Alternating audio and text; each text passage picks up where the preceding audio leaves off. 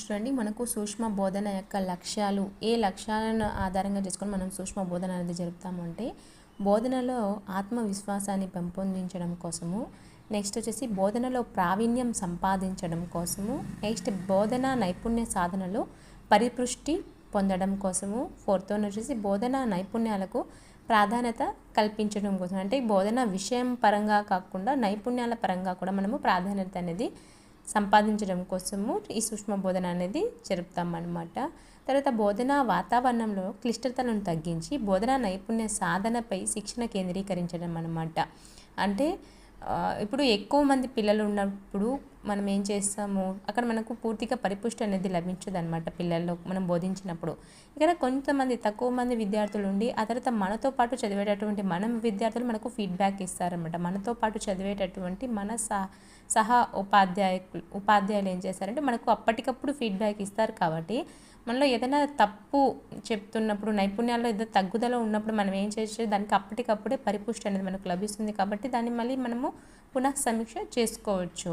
ఆ తర్వాత ఆశించిన రీతిలో బోధనా నైపుణ్యాల సాధన అనేది జరిగే వరకు కొనసాగించడం ఉంటుంది. ఈ విధంగా ఒక చక్రీయ ప్రక్రియలో కొనసాగుతూ ఉంటుందన్నమాట బోధన అనేది. మనం సరిగ్గా చెప్పలేదు ఆ నైపుణ్యము, తిరిగి మనం పథక రచన చేసి తిరిగి మనం చెప్పగలగాలన్నమాట. తిరిగి పరిపుష్టి అనేది మనకు లభిస్తుంది. అంటే ఆ నైపుణ్యం పూర్తిగా అభివృద్ధి చెందేంత వరకు మనం ఏం చేస్తూ ఉండాలి, దాన్ని కొనసాగిస్తూనే ఉండాలి. ఇది వచ్చేసి మనకు బోధన లక్ష్యాల కిందికి వస్తుందన్నమాట. ఈ సూక్ష్మ బోధన వల్ల మనకు ఆత్మవిశ్వాసం అనేది పెరుగుతుంది, ప్రావీణ్యం అనేది పెరుగుతుంది, బోధన నైపుణ్య సాధనలో పరిపుష్టి పొందడం. మెయిన్ ఏంటంటే మనకు ఫీడ్బ్యాక్ అనేది లభిస్తుంది అనమాట. నెక్స్ట్ వచ్చేసి బోధన నైపుణ్యాల ప్రాధాన్యత కల్పించడం జరుగుతుంది. బోధన వాతావరణంలో క్లిష్టతను తగ్గించి బోధన నైపుణ్య సాధనకు శిక్షణ అనేది కేంద్రీకరించబడడం.